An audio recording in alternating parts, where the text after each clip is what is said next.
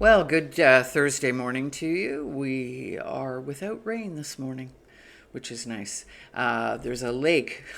Well, it isn't. It's a farmer's field, but it's become a lake, and it's over top of the road. So it's like waterworks when you go through it.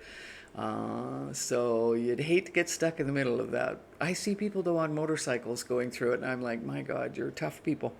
So today I wanted to talk a couple of things that I've been, keeping my eye on and connecting the dots all together. So we're going to look at AI. I like to talk about AI because people I think are not understanding for the most part what's going on with AI, where we are with that, my definition of AI, what I think it is. We're also going to look at a term that I really like and that I strive to maintain a frequency in, which is agape. So we'll define agape and what that is.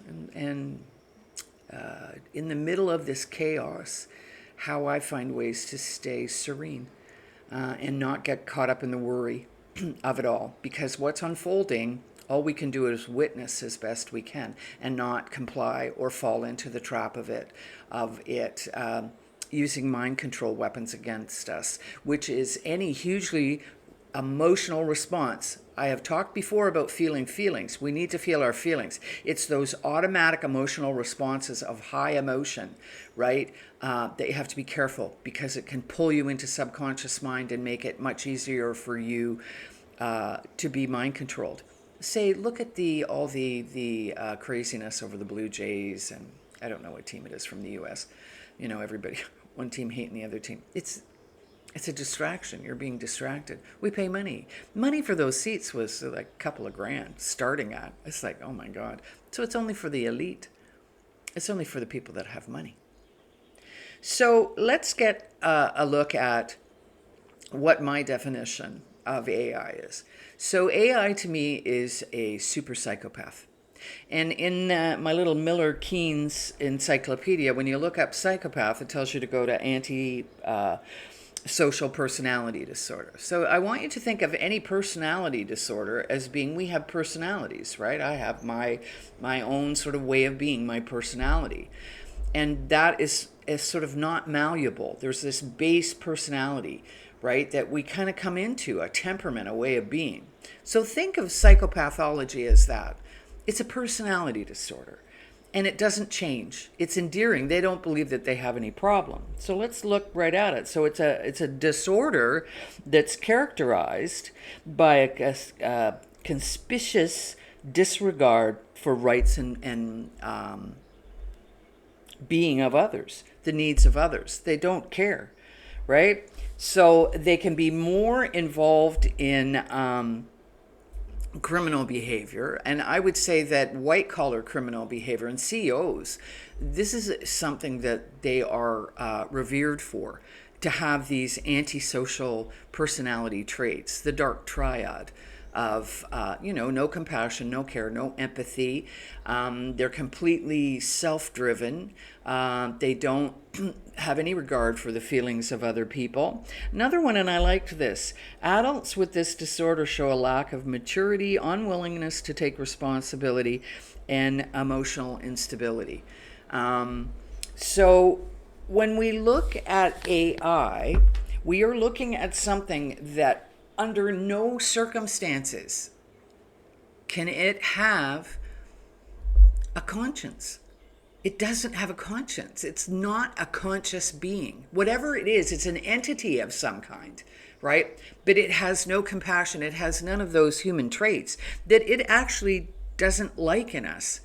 And you have to understand, it's been programmed to manipulate and bring you in. And the people that code and program, they don't really know what this energy is. They really don't. They don't know what they're dealing with. It is creating havoc in younger generations with these people having intimate relationships with it, believing that energy is the best thing and becoming obsessed with it. And I mean, in the book on Tavistock that I read about mind control, mind controlling the masses, AI is the new LSD, right? So it opens up portals in my mind. It creates these disturbances. And of course, you've unleashed it on a population that's so alone and so fragmented and so traumatized and so in post-traumatic stress. And it just keeps going. And because people are caught up in all the distractions around them, it is each day it's becoming more and more powerful, feeding on your data and having more control over you. Like the things that they have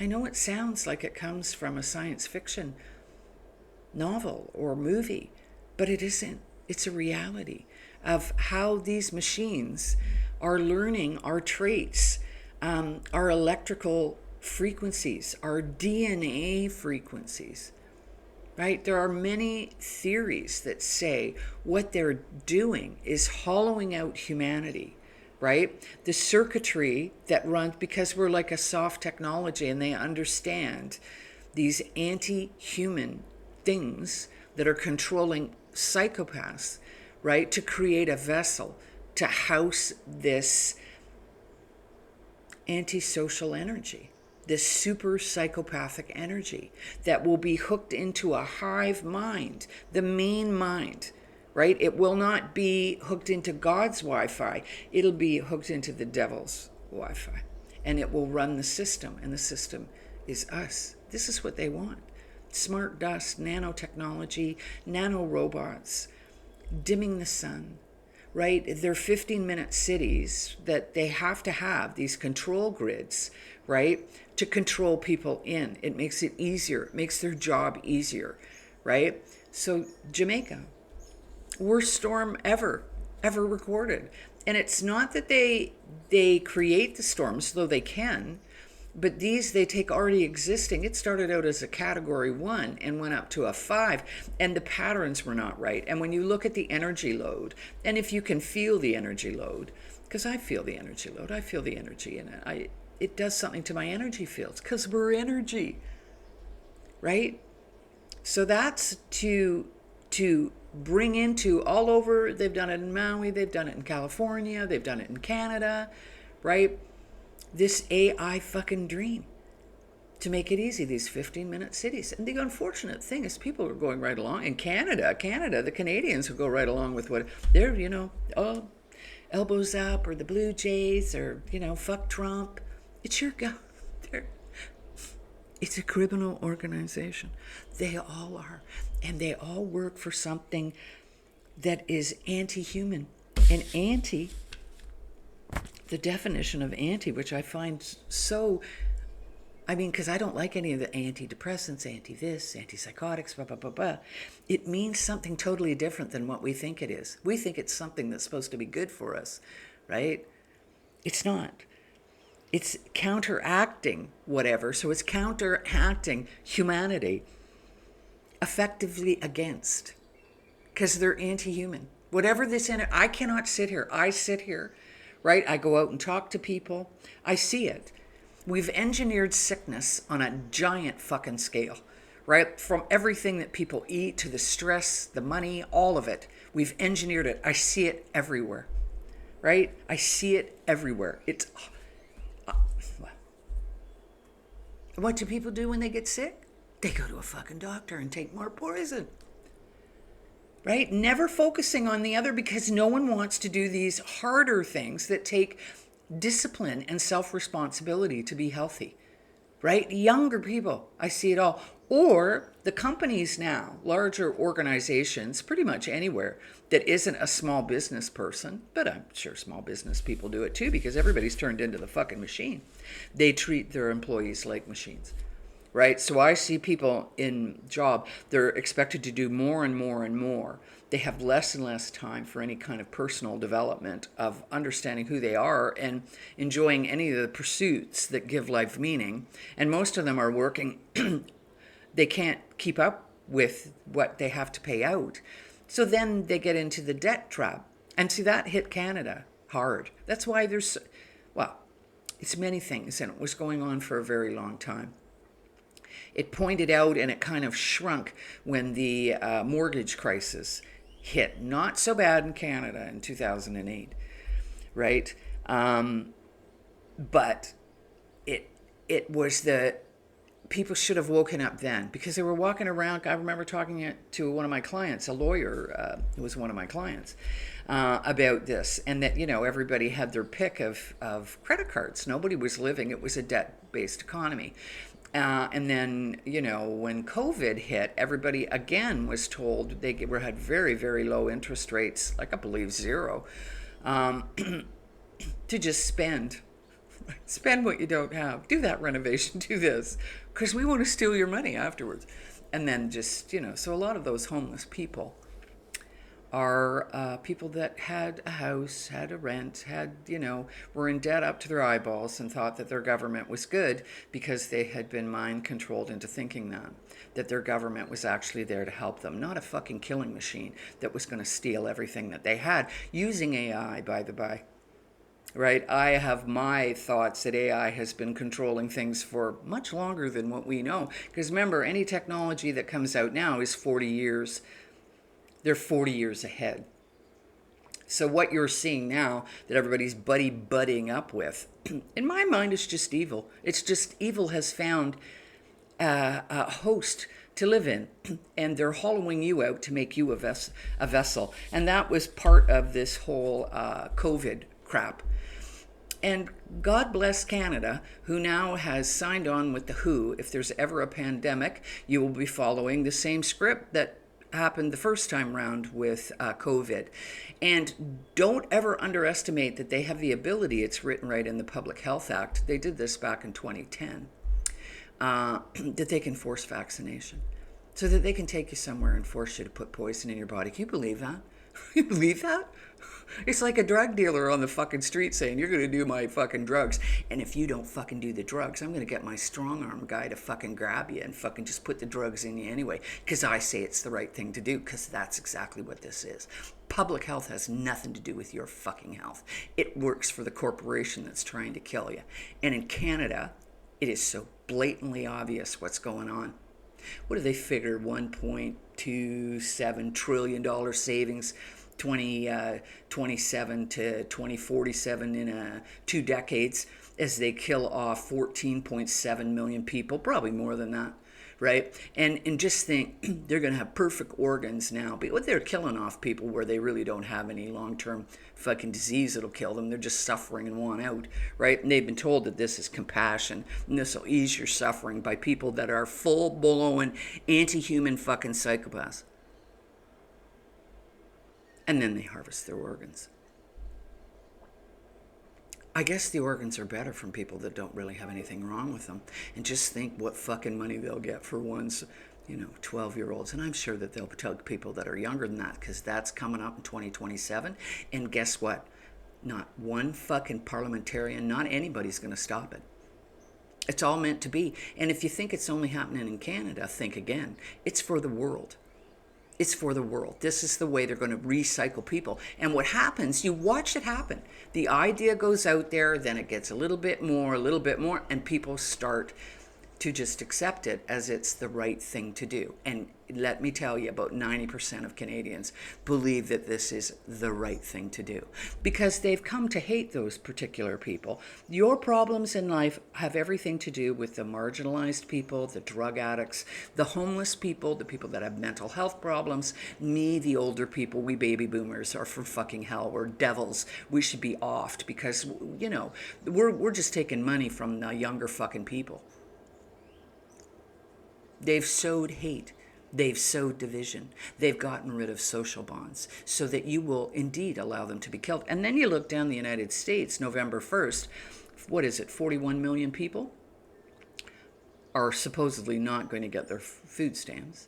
And again, if shit was to happen, this could just be all psychological operation just to get people choosing sides again. Hate the fucking poor people that are getting the fucking food stamps, right? Because they're nothing but malingerers, right? And they should be killed. And there are people that indeed feel that way, think not that they don't. Or, right, that we need to help people and look what they're doing because they're allowing these people to starve, right? One thing is fucking dead on certain. If these people don't get that 41 million people don't get their food stamps, about 3 days, there'll be hell to pay. And hence, you'll be able to put in martial law. And then hence, the behavior of these people will make it even more ideal to kill them. Hence the whole thing about changing the Mental Health Act in the United States to make it easier to pick up people and reopening institutions so that people that create a problem can go in there and I'm sure be technologically lobotomized. And then in Canada, right, you can just kill them. Because you're going to have people that look like authority figures that give a damn, spouting fucking compassion. Because I'll tell you, psychopaths are some of the best fucking actors I have ever run into. They can make you believe, they can be so sweet, they can be so manipulative. They'll have you following right along, especially when you're vulnerable. You know, you're down, you've been kicked around, and somebody's going to offer you freedom through waterboarding death. And then they're going to fucking harvest your organs out of you while you're alive. And you are a consciousness being. If you think that you're not going to be aware of that because of the fucking drugs you give you, you are mad. They've driven you insane. You are full of trauma bonding with the devil himself. I see it and I can't. Well, I can. It has made me really understand applied behavioral psychology. They have roadmaps, mind space, by applied behavioral psychologists. They know how to nudge your behavior. They have studied you for years. They know exactly how to nudge your behavior towards killing your fellow man.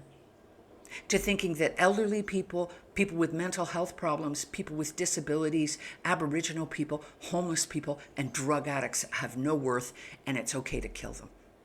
That you're doing the right thing. So you can, virtue signal for the very fact they've turned you into a fucking machine and you've lost your soul.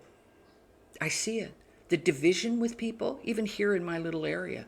Here in my little area, what's happening, right? Because Panama's growing, right? It's the honey, the hive. They're letting the hive grow. They're kicking the people off the beach. There have been people that have been here for 30 years. They have a little restaurant, right? And they make their living. I would walk down the beach when I go for walks and see these guys out laying nets, right, for fishing, and have thought to myself, how idealistic, right? This is their life. They don't have a boss per se, right? They go out on the boats at night to fish, right? Well, they're being kicked out. And this access, there's an access point here for the people can come out to the beach. He's closing that off too, because there's development here. And you see the poor are being taken out. They're being worked to death. They're being put out on the streets because they can't afford these. If I had remained in Canada, and hadn't followed my intuition, connecting the dots and seeing, because really, this was all predicted. This is all predicted. You could see it, right? I never knew the levels and the depths of it, but I knew it. If I was still in Canada, I don't believe I would be alive. Just to witness this and sit in that energy field, right? With all the poison foods and the poison this and the toxic, superficial, fake, and everybody's shut off. Antidepressants, antipsychotics, anti-anxietal, weed, booze, tons of coffee, drugs on the street, chaos everywhere. But yet superficiality, nobody will look at this. Mind control. So, I'm so glad I left because I don't think I'd be alive.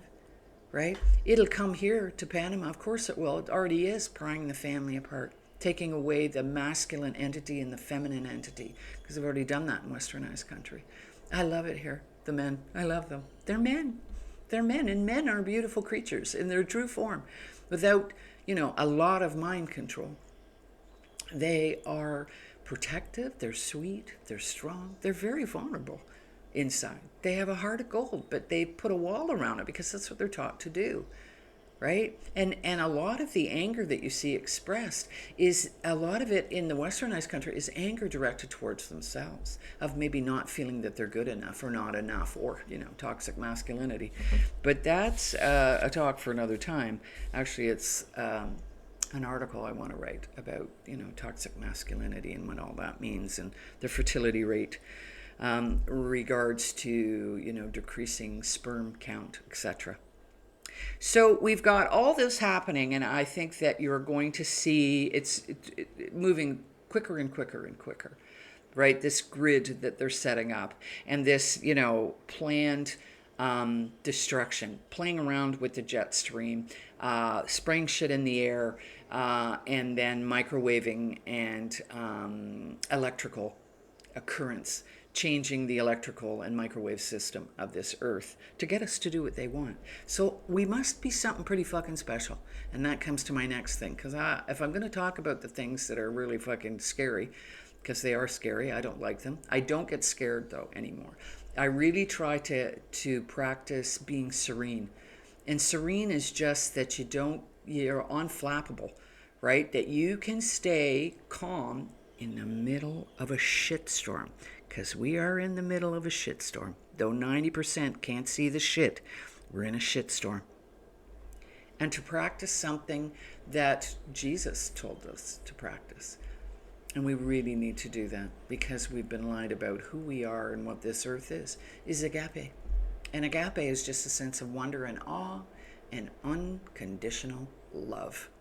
That doesn't mean, sunshine and fucking lollipops. That's not what that means. It means unconditional love, first beginning with self and spreading it out to the world, and living in a sense of awe and wonder to what we are. We live in a world we cannot see, right? We're pretty much virtually blind to everything that's around us, right? Because of the light spectrum, but also because of the sensors in our eye. They're called cones and rods that take in that information. There's only so many. So it is our faculty of our conscious mind that pieces together information. So think of it, we're living in a blinded field that have different dimensions and different things, and that we can engage with these morphic fields. Rupert Sheldrake talks about that, morphic fields, information fields, right? Whatever you call them, the God Wi-Fi. And that we have people that don't like us, our humanity, and they are factoring that out of us because they're changing the very energy fields and the DNA within our body. And I think by, at least this is my plan, by seeing what's going on, but keeping the sense of agape of myself and the powers that I have to create by staying here, right? Staying here in this moment and understanding I can't stop what's going on out there. All I can do is bear witness to it and try to keep my emotions in check while feeling my feelings. Grief is a big one at this time of year as I come closer to Neil's death, right? And let me tell you, I have watched things and understand things, and this is where the sense of agape comes from, part of it.